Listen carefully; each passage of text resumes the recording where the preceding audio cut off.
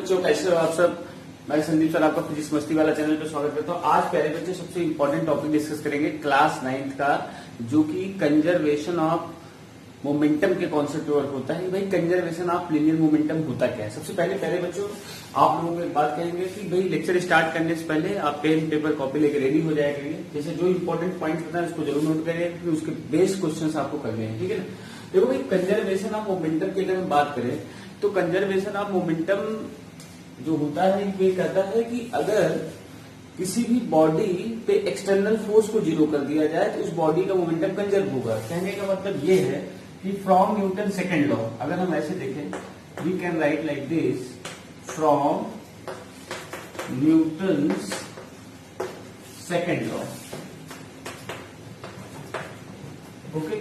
From Newton second law, जैसा कि हम जानते हैं न्यूटन का सेकेंड लॉ क्या था, F बराबर ma था। F बराबर ma आप कर दो m इंटू ए ऐसे रखो, m a क्या है v minus u by T. अब यहां से आपको पता होगा v क्या है फाइनल वेलोसिटी, u क्या है इनिशियल वेलोसिटी, t क्या है टाइम। अब यहाँ पे बात आ रही है कि मोमेंटम कंजर्व होने का मतलब क्या होगा, if external force acting on the body zero. If force को हम जीरो करते हैं, सपोज करिए put F equal to zero, ठीक है, देन अगर F को जीरो करोगे तो उस केस में क्या होगा, m v minus u by T that is equal zero, okay. अब यहां से जीरो करिए, क्रॉस मल्टीप्लाई करिए, यहां से सिंपली आपके पास क्या आ जाएगा, that is very clear, zero हो जाएगा, ये भी जीरो हो जाएगा, v माइनस यू बराबर क्या आ जाएगा, जीरो आ जाएगा। v माइनस यू बराबर जीरो आया, ये चीज समझिए। या तो आप m को ऐसे रखेंगे, ध्यान दीजिएगा, t को अगर जीरो करेंगे m को इधर मल्टीप्लाई करें, m t इधर मल्टीप्लाई होगा जीरो हो जाएगा, कितना हो जाएगा m we minus m u that is equal to zero, ठीक है। ये देखिए यहाँ पे आप लिख सकते हो कि m we minus m u equal to zero. M v क्या होता है, mass into final velocity that is final momentum, इसे हम लिख सकते हैं पी एफ। और एम इंटू यू माने क्या हो सकता है, initial momentum, mass into initial velocity, और बराबर क्या हो जाएगा जीरो।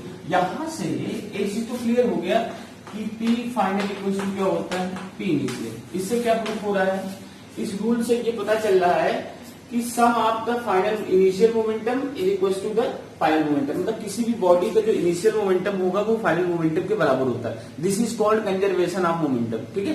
तो प्यारे बच्चों ये सबसे इंपॉर्टेंट पॉइंट है, इसमें ध्यान रखना है कि जो कंजर्वेशन ऑफ मोमेंटम है वो कहता है if the external force acting on the body is zero, then the linear momentum or momentum of the body will be conserved। तो हमने इसमें सबसे पहले क्या किया, न्यूटन का सेकंड लॉ लगाया, बराबर में a बराबर क्या होता है v minus u by t, v is the final velocity, is the initial velocity, is the time taken. If f equals to zero, अगर फोर्स की वैल्यू जीरो, एक्सटर्नल फोर्स मैंने फोर्स जीरो कर दिया, तो उस केस में m v minus u by t, t को cross multiply कर दो तो बचेगा क्या, अगर t को आप क्रॉस मल्टीप्लाई करते हो यहाँ से तो आपके पास t जीरो हो जाएगा, सीधे बचेगा m v माइनस यू बराबर जीरो। अब m को अंदर ले जाओ, M we minus M V माने mass into final velocity that is final momentum, mass into initial momentum, P F minus P I बराबर जीरो हो गया। और यहाँ से पता चला कि पी एफ बराबर क्या होगा, पी आई। इसका मतलब कि initial momentum is equal to final momentum. Initial momentum final momentum का मतलब क्या होगा, मोमेंटम में कोई चेंज नहीं आ रहा है। इससे ये प्रूफ होता है कि बॉडी का मोमेंटम क्या होगा, कंजर्व होगा। प्यारे बच्चों ये कंडीशन है कि कैसे प्रूफ किया जाता है, इस चीज को आप अच्छे से नोट कर लें।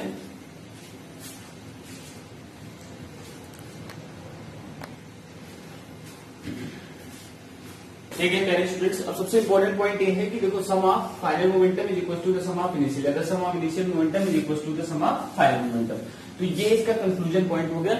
अब इसमें हम ये कर सकते हैं, इस चीज को आप अच्छे से यहाँ तक नोट कर लीजिएगा। उसके बाद कंजर्वेशन ऑफ मोमेंटम का हमें थ्योरी निकालेंगे। प्रूविंग हमने पहले ही करा दे रहा हूँ, ठीक है। प्रूविंग से आपको समझ में आएगा, इसको एक दो बार पेन पेपर से कॉपी पे प्रैक्टिस करिएगा तो अच्छे से तभी समझ में आएगा, ठीक है। अब मान लीजिए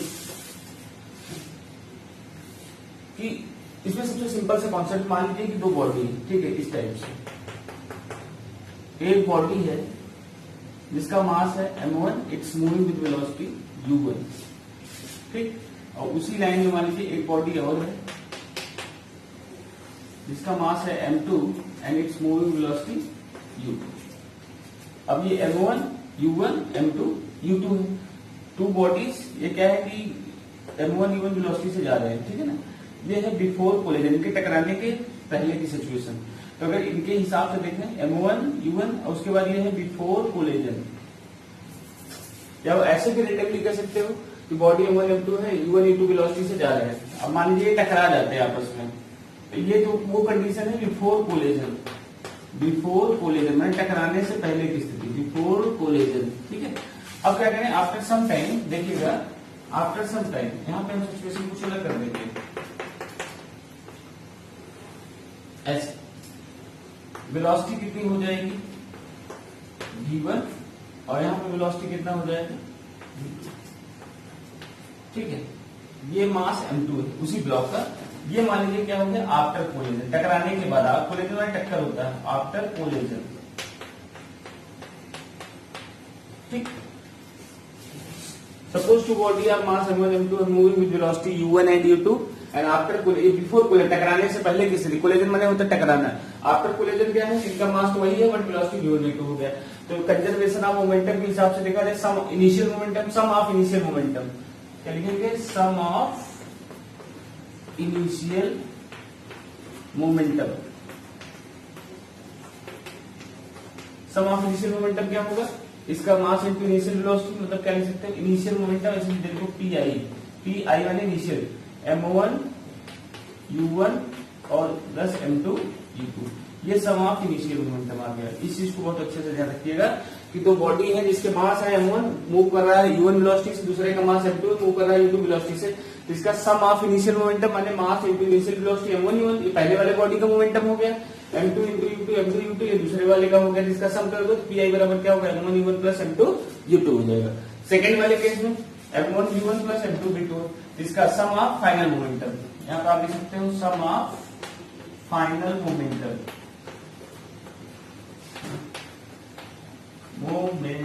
ठीक। सम ऑफ फाइनल मोमेंटम क्या लिखोगे, pf equals to mass into v1 plus m2 v2। So this will be your sum of final momentum. Clear? This is very important. ध्यान रखिएगा, sum of initial momentum equals to sum of final momentum. ये चीज आप अच्छे से यहाँ तक note कर लीजिए पहले कि अब ये चीज यहाँ पे हो जाएगा, उसके बाद आपको बताते हैं क्या करना है, ठीक है। नोट हो गया होगा। अब पहले बच्चों देखो आगे क्या करेंगे, अब कंजर्वेशन ऑफ मोमेंटम लगाएंगे। अब यहाँ लिखेंगे sense from conservation of momentum, क्या कर रहा है कि इनिशियल मोमेंटम जो है बराबर है किसके, फाइनल मोमेंटम के, that is m1 u1 plus m2 u2 that is equal to m1 v1 plus m2। This is very important, ये सीधा देखिए, मेन फॉर्मूला है कि भाई m1 u1 बराबर m1 u1 plus m2 u2 बराबर m1 v1 plus m2 v2। मास कभी change नहीं होता, तो मास वही रहेगा, बट वेलोसिटी में क्या होगा, वेरिएशन हो रहा है, m1 u1 plus m2 u2, m1 v1 plus m2 v2। तो ये आपका आ जाएगा कंजर्वेशन ऑफ मोमेंटम। अच्छा, और कंजर्वेशन ऑफ मोमेंटम का एक चीज और मतलब समझिए, जो सबसे इंपॉर्टेंट ट्रिक है भाई कंजर्वेशन ऑफ मोमेंटम। जैसे मान लीजिए आपने कहा कि कंजर्वेशन का मतलब होता है कि जो भी वैल्यू है सर वो चेंज नहीं हो रही। जैसे आपने कहा सर कि मास इनटू वेलोसिटी, जरा ये बहुत इंपॉर्टेंट पॉइंट है, बराबर क्या होता है, कांस्टेंट होता है, ठीक है। कांस्टेंट तो है, सही है, तो ऐसा कोई जरूरत नहीं कि मतलब इसका सम, जैसे मान लीजिए कि आपने एज्यूम वैल्यू कर ली, मान लीजिए वैल्यू 50 है, ठीक है ना, तो 50 है, लेकिन इसमें ये केस मान सकते हैं, अगर मान लीजिए कि मास आपका 5 kg है, तो उस समय वेलोसिटी कितने पे जाना चाहिए, 10 पे जाना चाहिए, 10 मीटर पर सेकेंड। लेकिन दूसरा केस ले लीजिए, अगर मास आपका यहीं पे 20 हो जाए, या मास आपका 25 हो जाए, वेलोसिटी क्या हो जाएगा, 2 हो जाएगा। मतलब इसमें मास और वेलोसिटी आपस में वेरी कर सकते हैं। अगर मास बढ़ेगा तो वेलोसिटी उसी रेशियो में क्या करेगा, घट जाएगा, तो वेलोसिटी बढ़ेगा तो मास उसी रेशियो में बढ़ जाएगा। ये चीज हो सकता है, ऐसा नहीं कि दोनों की वैल्यू भी सेम रहेगी, वैल्यू आपस में घट बढ़ सकती है, बट टोटल जो प्रोडक्ट है वो 50 आना चाहिए, ध्यान रखिएगा। कंजर्वेशन का मतलब ये होता है कि मास और वेलोसिटी में मास बढ़ रहा है तो वेलोसिटी उसी रेशियो में घटेगा, वेलोसिटी बढ़ रहा है मास उसी रेशियो में घट जाना चाहिए, बट ओवरऑल जो वैल्यू है वो चेंज नहीं होना चाहिए। जैसे अगर 50 है, रिक्वायर्ड वैल्यू कोई चेंज नहीं होना चाहिए, चाहे 5 हो जाए, 10 हो जाए, 25 हो जाए, वो 2 हो जाए, या एक 50 हो जाए, एक 1 हो जाए, ऐसा कुछ भी हो सकता है। मास वेलोसिटी में वेरिएशन हो जाए, लेकिन ओवरऑल जो टर्म है, जिसका जो प्रोडक्ट है वो कांस्टेंट है, उसमें नहीं चेंज होना चाहिए। बट ये दोनों वेरी कर सकते हैं, ये मान लीजिए तेजी से बढ़ेगा तो उसी रेशियो में घट जाएगा, ठीक है ना। ये बिल्कुल की पॉइंट है, अगर आप क्वेश्चन भी अभी कराएंगे तो आपको वही चीज समझ में आएगा कि सर ये वेरिएशन आप बता रहे हो, ठीक है। इसे ध्यान रखिएगा, इसको अवश्य बच्चे समझने के लिए है, ये यहां तक आप नोट कर लीजिएगा, ठीक है।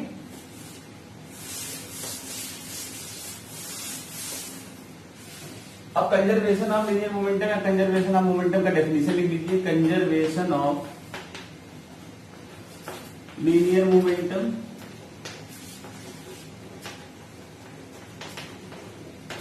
इसमें ये कहता है if the external force acting on the body, acting on the system लिख लीजिए बॉडी या ब्रैकेट में सिस्टम, कोई भी सिस्टम एक से अधिक हो सकता है ना। If the external force acting on the body और system is zero, then the linear momentum of the body will be conserved, ठीक है।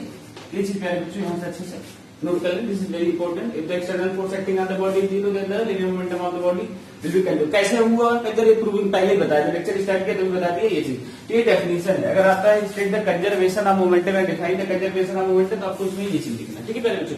इसको आप अच्छे से नोट कर लीजिए।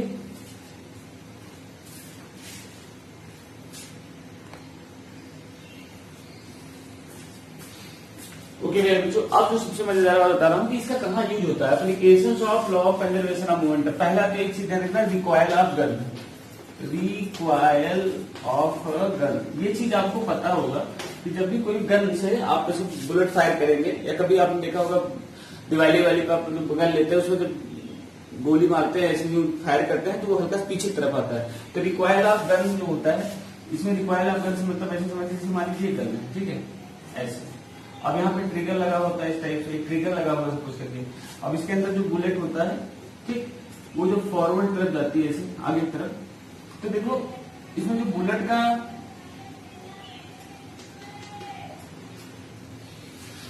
का मास तो बहुत कम होता है, तो वेलोसिटी उसी रेशियो में बढ़ जाती है।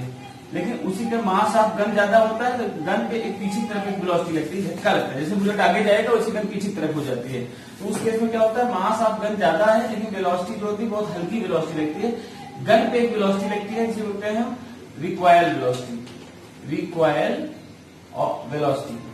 रिक्वायर्ड वेलोसिटी का मतलब हुआ कि जब आप बुलेट गन से फायर करेंगे तो बुलेट आगे की तरफ जाएगी, तो गन हल्का सा पीछे तरफ झटका होता है। इसलिए जब भी देखोगे इस पोजीशन पे गन चलाया जाता है, ऐसे पकड़ के होल्ड करके आप यूं शूट करिए, या हल्के रेजनेबल झटका लग सकता है आपको। अगर अच्छी प्रॉपर सर्विसिंग नहीं हो तो आपको तुरंत एक गोली पता चले। ध्यान रखना, जैसे कोई चीज होता है आगे जाए तो झटका मारता है तेजी से, ठीक है वही है। तो रिक्वायर ऑफ गन हो गया। सेकेंड होता है फ्लाइट ऑफ अ रॉकेट, ठीक है, flight of a rocket, flight of a rocket, ROCK। भाई फ्लाइट ऑफ रॉकेट का कंसेप्ट ये है कि रॉकेट की कहानी भी वही है कि रॉकेट के अंदर क्या होता है, फ्यूल भरे होते हैं। जब इसमें जो फ्यूल होते हैं केमिकल्स के होते हैं, गैसें जब जलती हैं तेजी बहुत तेजी की स्पीड से, तो क्या करती हैं ग्राउंड की तरफ बहुत तेजी से वो करती है। अब देखिए इसके अंदर जो भी फ्यूल भरा है वो मास जब जलेगा तो मास क्या करेगा, मास धीरे धीरे घटेगा। तो उसकी स्पीड जो तेजी से जब फेंकेगा तो रॉकेट की वेलोसिटी उतनी तेजी से बढ़ती है, वेलोसिटी क्या करती है, बढ़ जाती है।